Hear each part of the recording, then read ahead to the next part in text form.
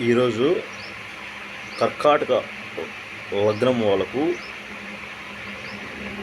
ఆ లగ్నం గురించి ఎవరికైతే ఈ కర్కాటక లగ్నం వాళ్ళు అయ్యి ఉంటారో వాళ్ళ గురించి చెప్పడం జరుగుతుంది. కర్కాటక లగ్నం వాళ్ళు జూన్ తర్వాత మీరు చాలా జాగ్రత్తగా ఉండవాలను. జూన్ తర్వాత కొంత మీకు కాలం అనేది అనుకూలంగా ఉండే పరిస్థితి కొంచెం తక్కువగా ఉంది. జూన్ దగ్గర నుంచి 2026 డిసెంబర్ దాకా కొంచెం జాగ్రత్తగా ఉండవాలను. మీ శత్రువుల వల్ల ప్రథమంగా జాగ్రత్తగా ఉండవాలను.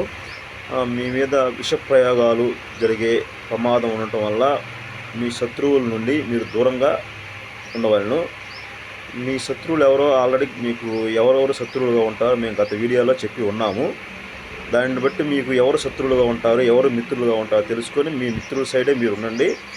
మీ శత్రువులని గురించి తెలుసుకొని ఇప్పటి నుంచే మీరు దూరంగా ఉండండి. వాళ్ళతో ఎట్టి పరిస్థితుల్లో మీరు కలవద్దు. శత్రువులకు దూరంగా ఉండండి. ముఖ్యంగా విషప్రయోగాలు జరిగే ప్రమాదం ఉండటం వల్ల మీరు చాలా జాగ్రత్తగా ఉండవలను.